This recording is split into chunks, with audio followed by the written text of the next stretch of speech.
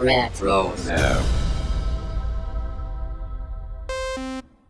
Are you an aspiring Jedi, or do you dabble with the dark side of the Force? Regardless of whether you fancy yourself a defender of the light or an aspiring Sith Lord, you're going to need a lightsaber. Podcast Stardust is pleased to partner with Saber Masters, the creators of high-quality, durable, and affordable lightsabers. Saber Masters is preparing to launch the Ultimate Lightsaber 2.0, and right now you can get 2 for the price of 1. So, check out the link in our show notes and go get your Ultimate Lightsabers from Saber Masters. And don't forget to use our referral code Stardust to save $10 at checkout. And each purchase using our referral code helps support Podcast Stardust. This is John Jackson Miller, author of Star Wars Kenobi, Star Wars A New Dawn, Star Wars Lost Tribe of the Sith, Star Wars Knight Errant, and the upcoming Star Wars The Living Force. And you're listening to Podcast Stardust with Dennis and Jay. May the Force be with you.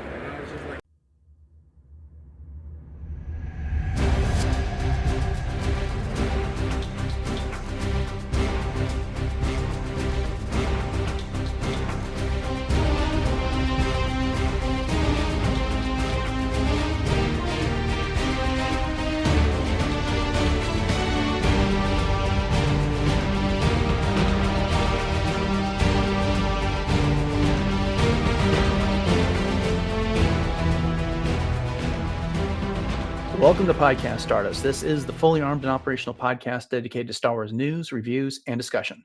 I'm Dennis Keithley. And I'm Jay Krebs. And it's Friday, so we're kicking off the weekend with some Star Wars news. But before we dive into that, Jay, remind everybody what those social media contacts are. You got it, Dennis. We are very easily found on Facebook, Instagram, and X at Podcast Stardust. All right, the dish is aligned, the signal's boosted to maximum output, the shield is down, and we are now broadcasting to the galaxy. So, Jay, welcome back. Good to talk to you. We went a week without really chatting much because you had some travel, so I did a brief news episode last week covering the first look for Skeleton Crew that we got from people, and then talking about some of the additional announcements that we hadn't already covered that were coming for Star Wars Publishing out of San Diego Comic-Con. So I wanted to get your take on some of this stuff. So let's start off with Skeleton Crew. You had a chance to look into that story and people at all? I did, and thanks for holding down the fort for us. You always do a fantastic job with that, and it's definitely nice to be back on the microphone. So yeah, the people first look was really cool to read and to look at. I really enjoyed the interview and just the excitement that is just palpable around the series. It seems like everyone that's been involved with it is smiling about it. They're really upbeat about it. They're really looking forward to it. You know, there's even some, if you know kind of things with the nods to the Easter eggs coming up and just how excited everybody is to share some of those. Mm-hmm. And, the pictures were great. A lot of fun to see those kids in action, and the new droid, that SM-33, that's going to be voiced by Nick Frost. I had forgotten about him. I had to look him up. And so the only place that I'd ever actually seen him was at World's End. So that was the one that was kind of like the bar hopping movie, I guess. I think it's at World's End is what it's called, or maybe it's at Land's End. I don't even know. But anyways, it was that one. But apparently, he's going to be kind of, along those same sort of lines, sort of British sounding droids, but that'll be fun. I imagine he's going to have quite the personality, but yeah, it looks like it's going to be a lot of fun. And December 3rd is, can't get here soon enough for this, I guess. Yeah. It's I'm just glad to get that announcement of the date as well, because they kept saying 2024, 2024, 2024, later in 2024, winter 2024, and well, when? And so finally we got that in December 3rd, and it's nice that they're not cramming it right there right before Christmas, which they've done before with shows. So yeah, cool. I'm looking forward to it too. You can get all my thoughts on last week's edition of the news. I'm not going to restate everything again here, but I'm excited for it and to get this take on Star Wars. So, but again, we also had all those announcements about publishing for San Diego Comic-Con, and we're getting the Star Wars: The Acolyte Wayseeker novel about Vernestra Rowe, about 20 years after the events, or before the events of the Acolyte. We got Yord and Jecki coming back in a young adult novel arriving sometime in 2025, written by Tessa Gratton. And then we get the news that Kevin Scott's going to write more High Republic comics, and those will continue after Phase 3. And those are coming out in February. Kilnaka's getting one shot, and then there's going to be another Art of the High Republic book by Kristen Baver, Art of the Acolyte, coming from Abrams books, also by Kristen Baver, and then Art of the Outlaws, like we get for, so more video game stuff. Anyway, of those announcements coming out of San Diego Comic-Con, what are you most excited about? Yeah, so I have a couple observations and a query for you, Mhm. actually. I think the young adult novel by Tessa Gratton featuring Yord and Jackie is probably the one that's piquing my interest the most right now, Mhm. for two reasons. One, because Yord and Jackie, hello, Jackie is definitely rocketed up as one of my favorites, Mhm. as we saw her in The Acolyte. But Tessa Gratton, as we, spoke of with Temptation of the Force and the other awesome books that she's written, has really skyrocketed up my list of my favorite Star Wars authors. Mhm. So, anything that she puts out, I'm definitely on board with. So, I'd say for me personally, that's probably right there at the top of the list. And then, of course, just getting more High Republic comics. Kevin Scott is just always a delight when it comes to the comics. So that'll be really cool. And the one shot for Kelnaka is exciting too, which I think is awesome for him. I mean, there's so many different things and it's so diverse too. I mean, it doesn't matter if you like video games or the live action stuff, or if you want to dive into a little bit more with the live action. I think there's definitely a little bit for everybody. So my query to you has to do with the Wayseeker novel that Mhm. Justina Ireland is going to be putting out. So the cover, which I think they said isn't final yet, is that correct? Or I is it believe so. final? Yeah. Okay. Yeah, I don't believe it's So final. yeah, so that features Vernestra from The Acolyte. Mhm. But I just always wondered, was Justina Ireland part of the creative team that went into writing anything for The Acolyte, or was that completely just taken off of what work Justina Ireland had already done? I was just wondering if she got a chance to consult or if she got a chance to put in her 2 cents about Vernestra, since she was the one that created her. Yeah, I don't know. My memory is that there was a need for a Jedi Master character that had been around for a while for the Acolyte, and so it was suggested that they use Vernestra since, that's a High Republic tie-in, Mhm. and whether they went back to Justina Ireland or anyone else from the Project Luminous group, I don't know. Mhm. But that's a good question. That'd be interesting to find out.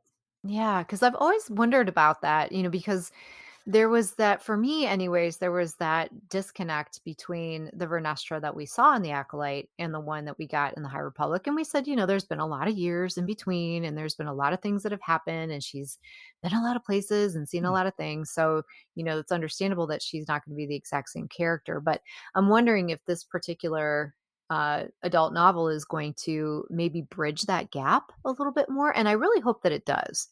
Because like I said, I'm feeling a little disjointed about Vernestra's character right now, and I'm kind of teetering on that, kind of don't know which way to go with her. And she almost Sure. feels like two different, completely different characters for me at this point. So, like I said, I'm really hoping that that one will bridge that gap. Yeah. So a couple things, Master Andara is also on the cover. That thing, it's Yes, that was something else I wanted to address with you. yeah. So, yeah, go ahead. And so, I mean, here's the thing. It's, this is 20 years in the past. So it's 4 years prior to whatever happened. Oh, I can't remember the name of the planet, but the one that, May and OSHA came from. So, Mhm. it precedes that by 4 years. The other question I have is that, we know Vernestra and the stranger, Kamir, have some sort of a past. Well, Mhm. how far does that go back? Right. I can't imagine they're going to reveal that in this book unless they already know that there's not going to be a season 2 of The Acolyte, which is something I Mhm. commented on last week as well. So yeah, I mean, I don't know. It's an interesting choice to put this book where it is because uh, you know, you run the risk of treading on ground that they might want to cover in flashbacks in season 2 of the Acolyte, just like they Mhm. did, because they relied on those flashback episodes in season Right. 1. So anyway, I found it an interesting choice, and I guess we'll have to see what happens. But I'm with you. I mean, I would like to see, you know, how Vernestra was then, because that's I don't want to say that 20 years is nothing, but comparatively speaking, over the course of her life, that would be, she's been through a lot of reformative years at that point, and then you would have figured, a lot of major big life events that would have shaped her into the person she became in the Acolyte would have occurred at that point. But who's to say that 20 years isn't pivotal?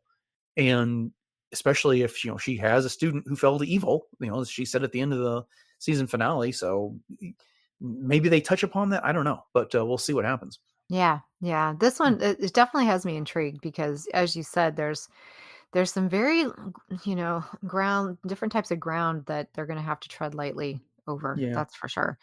Before we leave San Diego Comic Con, I just wanted to make note. I mentioned this last week, and I only bring it up here. Is like I hope they're not setting us up for disappointment with that Yord and Jecki reference that they made, because if you read what's on StarWars.com, it says we have good news for members of the Yord, Horde, and Jecki Jam. Tessa Gratton will resurrect these fan favorite characters for a new YA novel set in the years leading up to the Acolyte. The book arrives in July 2025. No word yet on San Diego Comic Con exclusive edition with bonus streamer. Okay, they're being they're not really getting resurrected. I mean, this is a story that takes place prior to the Acolyte, Right, yeah. and also Yord was not Jecki's master. Mhm, Soul was. mhm. And so is this book really featuring these two, or are they just in it? Is what I've That's a been good question. been Yeah. in struggling with on this one. And Yeah, like, is this clickbait or well, I not don't think clickbait, they you know what I mean, though. right. I mean, I can't help but wonder if really what the title is here. Tessa Gratton to write YA young adult novel set in the years leading up to the Acolyte. Guess what? If you like Yord and Jecki, they're going to be in it.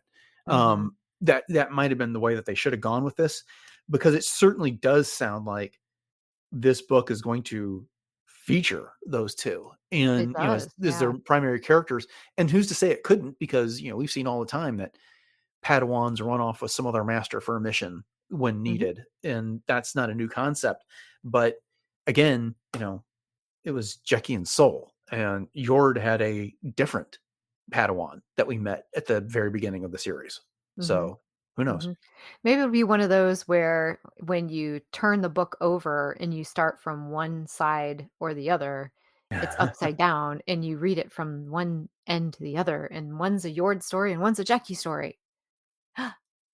That's very creative. You know what I'm talking about though, I don't do know what you? you're talking Yeah. about. Yes. I think that would have been in the release, but we'll see. Ah. Okay.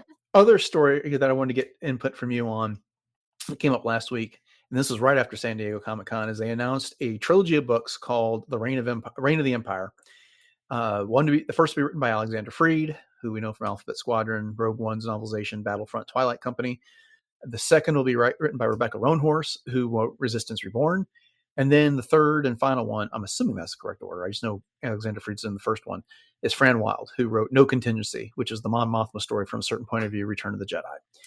And the first book by Alexander Fried's coming out February 25th of next year. And this is kind of about the organization of the empire and what happened to it over this time period. So what do you think about all that? Well, the release schedule is the first thing that really pops out to me Mhm. because I mean they're spreading this out over 3 years. I mean, Yeah. that's kind of a bold move if you ask me because I mean, I don't know how involved each of these books are going to be or how big or how dense they're going to be in Mhm. terms of storytelling.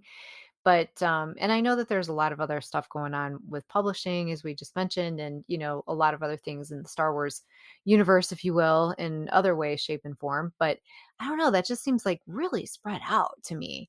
But what's cool about it is that number one, Alexander Freed, who is just amazing, as far as storytelling goes, and I've always really Pause right appreciated. there, because Yeah, that's specifically what I wanted to ask you about. yeah, Okay, so you brought up Alexander Freed, and yeah. that's something I wanted to ask you about specifically. He, of course, wrote the Alphabet Squadron books, Hmm. and you weren't able to finish that trilogy, and because it wasn't a style that suited you, and frankly, it was a bit grittier than I liked for Star Wars as well. Hmm. So that doesn't color your thoughts on that book at all. Well, I don't think it was necessarily his writing style. Mm-hmm. It was for me, it was the story itself, and I don't know why. And Mm, I feel like I think that in some ways, stories that are really heavily dependent upon dogfighting and space battles, even though I know it's Star Wars, mm-hmm. they don't hold my interest as much. Those have to be written, for me, anyways, they have to be written in a way that my brain can follow. Mm-hmm. And one thing I do like about Alexander Freed is, and Tessa Gratton is the same way, and that's why I appreciate her writing as well, is the way that he describes things you can visualize to a T.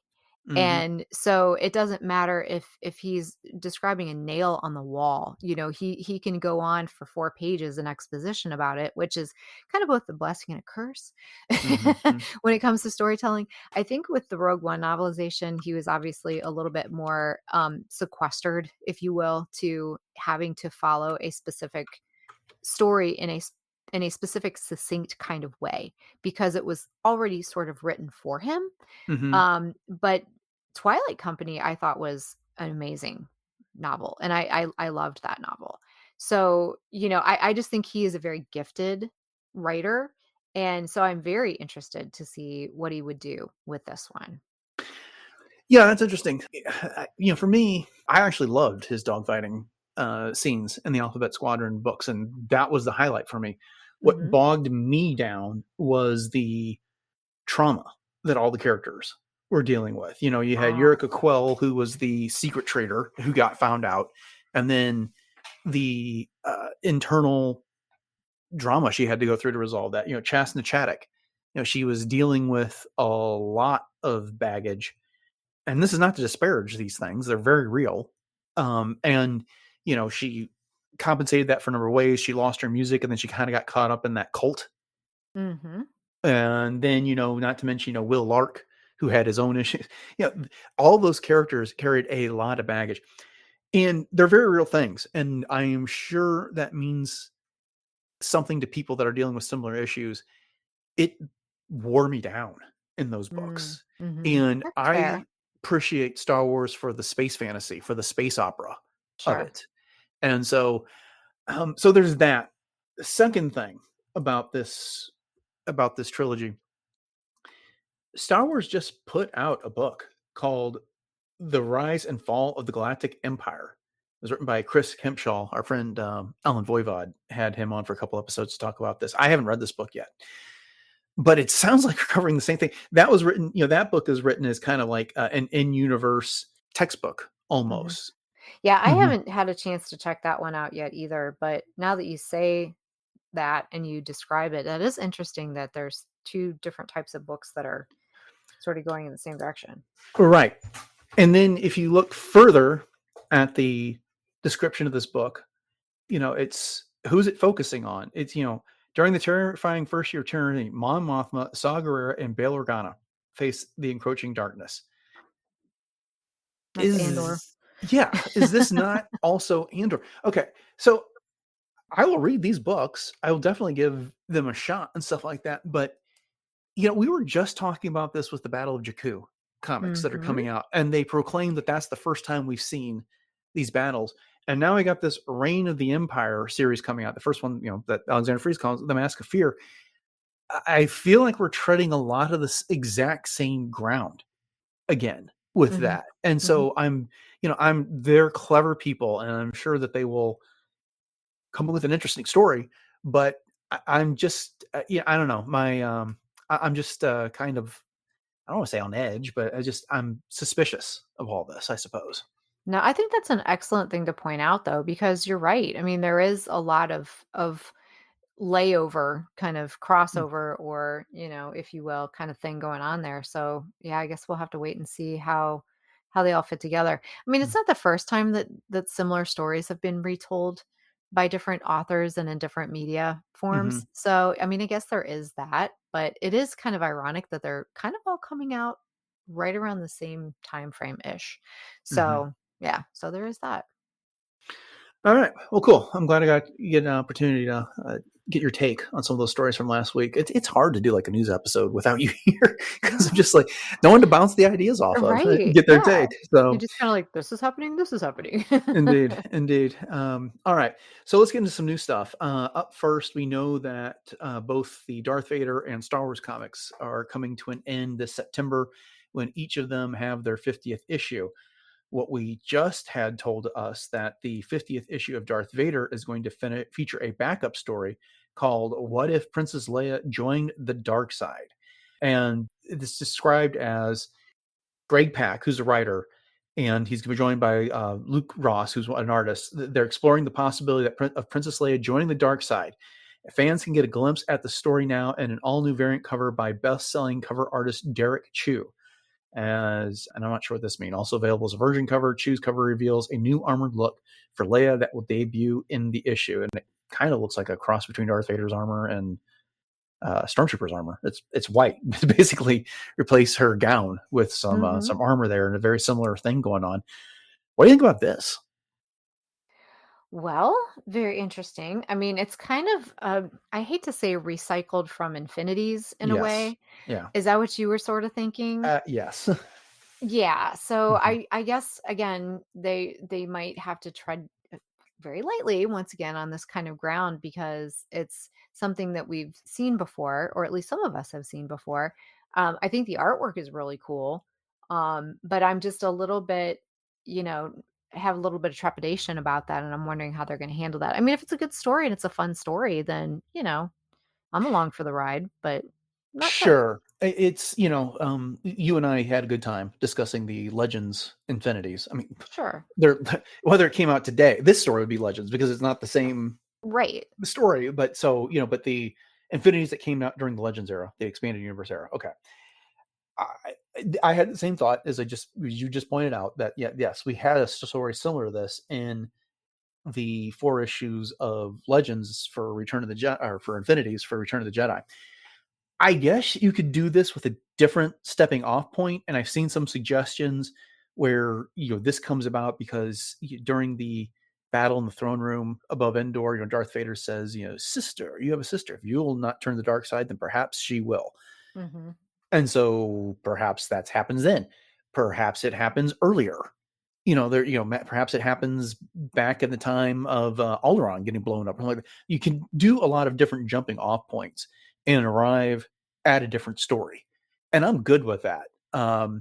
You know, you and I both expressed some trepidation about the white armored Darth Vader Mhm. at the end of that Infinities Mhm. issue, and now here we have Leia in And white white armor. armor. Yes. But it at least makes a bit more sense because It it's we does, don't have the preceding black armor for her. for So sure. And we've um, seen her in white I mean, that's probably what we really think of her in as white most of the time, unless you're thinking Return of the Jedi. exactly, yeah, exactly. Yeah. So I'm eager for this. I'm eager for Greg Pak's taste. I like what he's done with Darth Vader. We kind of dropped off reviewing that series over time, but we covered like the first dozen or so issues back in the day. So Mhm. Mhm. at some point I got to catch up, and then I'll definitely read that and see what they do with it. Yeah, there you go. I do have a question though, from Mhm. a comic book point of view. I don't know what this means. What is a virgin cover? That's what I was saying. I don't know what that means either. Oh, So, okay. Okay. I mean, I know what a variant cover is, but Right. um, Yeah. I guess we could look that Interesting. up. Let's see. What is a virgin cover? Virgin variants, if you're not aware of them, are comic book covers that do not feature a logo or any other sort of trade dress so that you can appreciate the cover without any encumbrances. So there we go. Oh, okay. So it's almost like a poster version. Yeah, so what you're looking at now would be like it wouldn't have the title, it wouldn't have the number 50, or it wouldn't have the the barcode or any of that stuff on it. So Okay, yeah, interesting. that makes sense. Learn something every day. There you go. Ta-da. Star Wars splash page could have explained that to us, but okay. Well, the last story we got, and this shouldn't take too long, is that we've had some additional guests announced for Star Wars Celebration Japan 2025. We already had the announcements that Anthony Daniels, Tamara Morrison, Doug Chane, and Ashley Eckstein would be there. And joining them will be Alan Tudyk, Manny Jacinto, and Daniel Logan. I would normally ask you of these who you'd be most interested in meeting, but I think you've met Alan Tudyk and Daniel Logan, haven't you? I have. So Yes, would you be indeed. excited to meet Manny Jacinto? Sure. I really loved him in The Good Place, honestly. And, and so seeing his work there and then seeing his work in The Acolyte, he did a fantastic job with all the lightsaber duels and everything as the stranger. Mhm. So, yeah, I think he'd be a fun meet. So, and you've met both Alan and Daniel before as well, haven't you? I have not. So Oh, really? yeah, well, I I mean, thought you did. Alan Tudyk, of course, has been at Celebration and he's been at my local con, Dallas Fan Expo, or Fan Expo Dallas. It's just that when I was there, the line was like crazy hours long, and I didn't get a chance to get through it and meet him. And then I can't remember the last time Daniel Logan was in the area, but whenever that was, I had a conflict. And of course, when you go to Mm, Celebration, you can't meet everybody. It's way right, too expensive, and there's just not enough hours in the day to do that. right, right. And I don't want to spend all 3 or 4 days of Celebration waiting in line for autographs Yeah, or no, photo ops for that matter. So, totally no, fair. yeah, I mean, I'd love to meet all three of them, and someday I intend to. But I love that Alan Tudyk and Daniel Logan keep coming back to these things and connecting For with the fans sure. in that way. Yeah. And I suspect Manny is going to be very popular in Japan. Oh, I think you will too, especially with all the young girls. Mm-hmm. But yeah, Alan Tudyk's line, even in Cleveland, was like mega long as well. So I can see he's been in so much stuff though. I mean, his fandom base spans so many different types of fan things. You know what Mm-hmm. I mean? Like he's been in so much stuff. Oh yeah, yeah. So yeah, he's always popular. I've seen him sign all kinds of things and Yeah, me too. pictures online. So all right. Well, then that will bring us to the end of this episode of Podcast Stardust and our week look at this week's Star Wars news. Thank you all for joining us. And hey, if you haven't done so already, hit subscribe to Podcast Stardust on your podcatcher of choice. You know how to do that. We can be found everywhere. And if I'm not on your podcatcher, or I'm sorry, if we're not on your podcatcher, let us know, and we'll do what we have to get there. And I'd like to remind you can find the entire catalog of shows over on retrozap.com, which is home to the network, and other great podcasts like Agents of S.H.I.E.L.D. Case Files, Brews and Blasters, Doomcast, Love, Death, and Robots Plus, and Superhero Suite. We are always looking for new ratings and reviews on iTunes and other platforms. And if you could leave us a rating on Apple Podcasts, that would be especially helpful. And I would love to read that on the show. And the last thing you could do if you're looking to help us out would be to share the show on social media with your friends. So with that having been said, Jay, remind everybody what our social media contacts are and where else we call home on the internet. You bet, Dennis. We are very easily found on Facebook, Instagram, and X at Podcast Stardust. And if you want to have some fun checking out some Pinterest boards, we've got tons of stuff over there. And then we also have 2 different YouTube outlets where you can tune into us, and that would be on the traditional YouTube as well as YouTube Music. So head over to both of those, like, subscribe, and share those out. And those also support some interactions and reviews, so we'd love to see it. And then if you're up for some real-time chatter, we do have a Discord room on the RetroZap Discord server where we are one of many different rooms. All the RetroZap shows also have their own room. So as Dennis was running down some of those others and you heard anything that might be part of your fandom fancy, you can check those out. The link to that's in our show notes.